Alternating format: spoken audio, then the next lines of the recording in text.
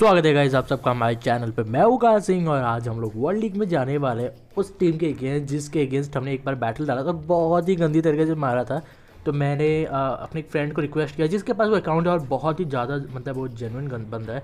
मैंने कहा कि भाई मेरे से एक बार प्लीज़ अकाउंट से बैटल कर लो। तो बोला कि ठीक है जब तुम बोलो। तो हमने आज दोपहर को ट्राई किया और मेरे को वो बंदा मिला।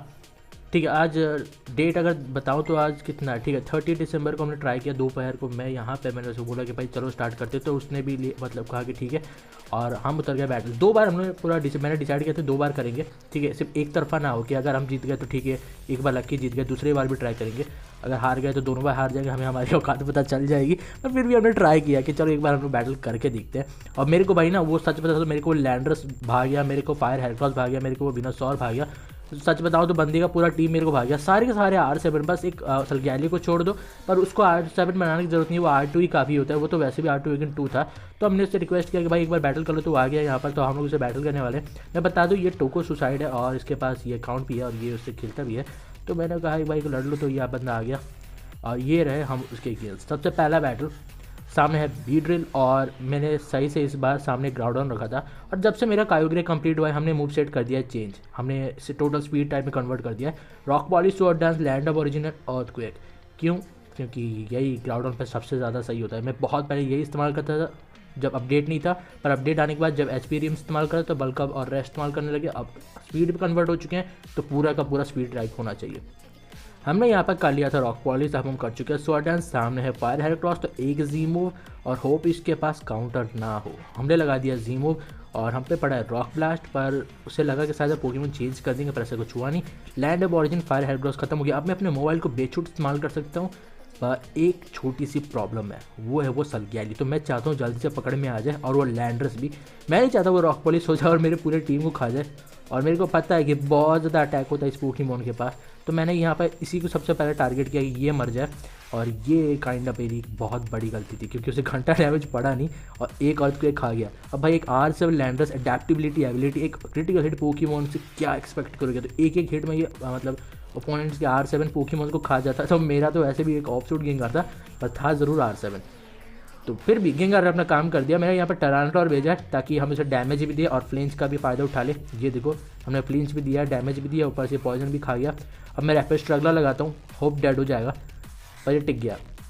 और ये अधमरा करके मेरे टरांटोर को, पर इतना तो मेरे को पता है अदर दिन उसके बीडल शायद ही कोई इतना वो तेज़ होगा जो मेरे टरांटो को ओवर स्पीड कर पाए। पर सलगैलियो है जो झेल लेगा और गार्चों भी झेल लेगा। तो हम लोग यहाँ पर जल्दी से सलगैलियो लेके आते हैं। मेरे को लग रहा है सलगैलियो आएगा, पर आता है सामने उसका गार्चॉप R7।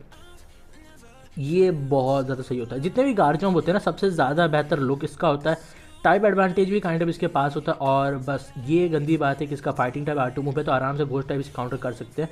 पर फिर भी देखो कोई स्वॉर्ड डांस नहीं, कुछ नहीं, एक R2 मूव और टोटली मेरे ग्राउंड का अधमरा कर दिया। मतलब आधा HP खा गया, तकरीबन आधा खा गया। हमने भेजा ज़ागियार्ड को ताकि अगर जी मूव आता है तो वो ख़त्म हो जाए। अर्थ को इस्तेमाल किया गया। तो मैं सोच रहा हूँ यहाँ पर एक बार प्रोटेक्ट यूज़ कर लेते हैं, मे बी जी मूव आएगा। और वही सोचते हुए हमने यहाँ पर प्रोटेक्ट इस्तेमाल किया। अगर जीमूव आता है तो अच्छी बात होगी। और इसके टीम में शायद ये लौता पोकेमॉन है जो डबल जीमूव इस्तेमाल कर सकता है। नहीं, एक सलगैलियो भी है, ठीक है। हमने इसका R2 मूव वेस्ट किया, अब सिर्फ 2 ही बचे हैं। तो मैं यहाँ पर जीमूव लगाता हूँ, पर उसका जीमूव पड़ गया पहले। सैगर्ड अभी बना है, तो हाँ अभी वक्त लग गया उसे एविकन करने में। और एफर्ट्स हमने कुछ डाले ही नहीं है, सारे के सारे भी स्मॉल बैग्स तक किए हैं। मीडियम फिर लार्ज दोनों को लगाने हैं, उसके बाद वो कंप्लीट होगा। और एविकन भी करना है, बहुत जल्दी हो जाएगा, पर उसमें वक्त लगेगा। हमने एक जीमूव लगाया, गार्चॉम्प डेड है, पर प्रॉब्लम बहुत बड़ी अभी भी है, वो सलगैलियो। ठीक है, वो बहुत बड़ा प्रॉब्लम होगा मेरे लिए और मेरे को लगता नहीं है कि उसको कोई रोक पाएगा। अच्छा, मैं तो बिना गेंगार को रोकने से रहा, तो मैं यहाँ पर कोशिश करता हूँ अपने सलगैलियो को भेजने की, जैसे तैसे ये सर्वाइव कर जाए। मैं बस चाहता हूँ कि एक बार बल्कअप हो जाए और सलगैलियो मर जाए। पर ऐसा मेरे को भी पता है, आपको भी पता है कि सलगैलियो ऐसे नहीं मरते, ये अमर होते हैं। गेम के सबसे अमर पोकेमॉन यही होते हैं। सलगैलियो जिनके भी पास होता है उनको पता होता है कि उनकी टीम में एक ही पोकेमॉन है जो इतनी आसानी से नहीं मरेगा, और वो होता है सलगैलियो। सारे मर जाएंगे पर ये पोकेमॉन अंतिम तक खड़ा रहेगा। तो अभी तो मैं यहाँ पर कुछ कर नहीं सकता, तो मैंने यहाँ पर पोकेमॉन बदल दिया क्योंकि दूसरा अगर जीमूव आता है उसका एक फ्लेयर ब्लेज आता है तो मेरा खेल खत्म। और इसलिए मैंने ग्राउंडोन को भेजा और फ्लेयर ब्लेज भी है इसके पास। हमने पिछली बार भी देखा था डबल जी मूव सलगैलियो बहुत ज़्यादा सही होता है। पर अगर ये अटैक बूस्ट देता है विद फ्लिंच बहुत ज़्यादा अच्छा होता है। ओपोनेंट का डिफेंस -2 करना भी सही है, पर मेरे ख्याल से अगर अटैक बूस्ट देते तो आप बहुत ज़्यादा अच्छे होते। ग्राउंडोन को हमने जाने दिया क्योंकि हाँ अब इस पर कुछ किया नहीं जा सकता था। तो ये बैटल कहीं ना कहीं मेरे हाथ से निकलता जा रहा है। अब सीन ऐसा है कि मेरे 3 पोकेमॉन, उसके 3 पोकेमॉन पर उसका जो सलग्यालियो है वो मेरे सारे पोकेमॉन से भारी पड़ेगा। अब मैं यहाँ पर बल्क अप भी कर रहा हूँ और कुछ भी अगर चाहूँ तो बचा नहीं सकता मैं, क्योंकि दोनों पोकेमॉन्स के पास अनवेयर है। तो अनवेयर कहीं ना कहीं आपका डिफेंस में भी काम करता है और ओपोनेंट के अटैक मतलब नज़रअंदाज तो करता ही, पर ओपोनेंट का डिफेंस भी नज़रअंदाज करता है। तो इस तरीके से तो भाई मैं अगर बल्कअप भी करूँ तो उसके लिए कोई फ़र्क नहीं पड़ेगा, तो मैं बेकार में कर भी नहीं रहा। और ये मैं यहाँ पर स्टाइलिंग कर रहा हूँ, सच बता रहा हूँ। हालांकि हमारे पास कोई स्टाइलिंग टाइम मूव नहीं है, पर फिर भी मेरे को पूरा फील हो गया कि हाँ मैं यहाँ पर बंदे का टाइम वेस्ट कर रहा हूँ। अभी तो भाई सच बताता हूँ, मेरे को इतना पता चल गया कि 2 बार बैटल इसे करने के बाद मेरे को पता चल गया टीम एक तरीके से एक टाइप के अगेंस्ट बहुत ज़्यादा वीक होगा और वो टाइप होगा आइस, और मेरे को उस चीज़ से काउंटर करना होगा। मैं यहाँ पे जी मूव लगाता हूँ और ये प्रोटेक्ट गैटराटर लालत है भाई, मज़ा आ गया भाई। वीनोसॉर को देखिए, प्रोटेक्ट वीनोसॉर लीड सीड और उसके बाद क्या होगा, इन्वेस्टिगेशन होगा और बॉडी सीड या फिर सिंथेसिस। पर सही है, मतलब वीनोसॉर बहुत ज़्यादा सही है, डार्कराई को रोकने के लिए बहुत ज़्यादा अच्छा होता है। मैं भी सोच रहा था बहुत पहले कि अपनी वीआईपी जीरो बनाऊँ, पर बहुत सारे ऑफशूट पोकेमॉन्स आपकी टीम को बहुत कमज़ोर बना देते हैं, तो हमने नहीं बनाया। सामने है सलग्यालियो, तो ये टाइम ऑफ वेस्ट होगा। मैंने यहाँ पर हार मान ली है क्योंकि मेरे को पता चल गया कि मैं यहाँ पर कुछ नहीं कर सकता। एक सलग्यालियो ही है जो कुछ टर्न टिक सकता है, नहीं तो यहाँ पर कुछ नहीं होने वाला। और अब यहाँ से हम नहीं जीत सकते, ये मेरे को अंदाज़ा पड़ गया है क्योंकि मेरे को पता चल गया है। दूसरे मैच में हम ट्राई करेंगे अच्छा कंपटीशन देने की, पर अभी तो सच में भाई मेरी वाट लग गई है। हमने एक और बार रेस्ट लगाया, पर ये सच बता रहा हूँ अभी यहाँ पर मैं बहुत गंदा स्टाइल कर रहा हूँ। मैं बन गया हूँ एक बहुत ही अच्छा स्टाइलर ठीक है, कोई ना। अभी वीनोसॉर आता है सामने और मेरे को पता है कि कोई ना कोई तो मरेगा। मेरे को पहले ही पता था कि वीनोसॉर आएगा तो मैं मरूंगा। और मेरे पास हमने यहाँ पर ब्रिक ब्रेक हटाया, आपको नज़र में आया होगा, बहुत ही बड़ा लेजेंडरी मूव है जो हमने हटा दिया, जो मेरे को करना नहीं चाहिए था पर हमें करना पड़ा, क्योंकि अभी के वक्त में स्लीप टॉक बहुत ज़्यादा ज़रूरी है, क्योंकि आधे से ज़्यादा वर्ल्ड लीग प्लेयर्स डार्कराई का इस्तेमाल करते हैं और उसे रोकने के लिए मेरे को स्लीप टॉक का इस्तेमाल करना पड़ेगा। हालांकि कुछ काम आएगा नहीं, पर अगर इन केस थोड़ा सा भी काम आ जाता है तो ओपोनेंट डेड होगा पक्का, क्योंकि 26-27 के अटैक आराम से खा जाएगा।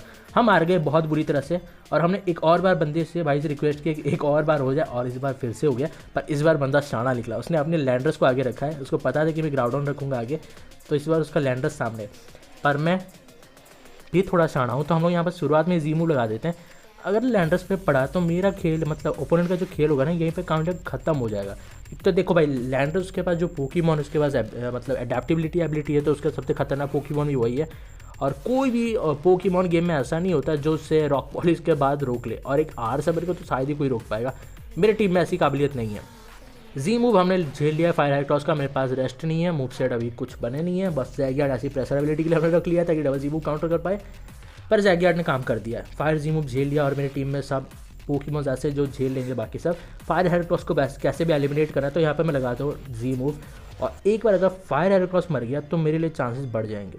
अब मैं यहाँ पर टॉन्ट लगाता हूँ और इंतज़ार करते हैं फायर हेराक्रोस के मरने का।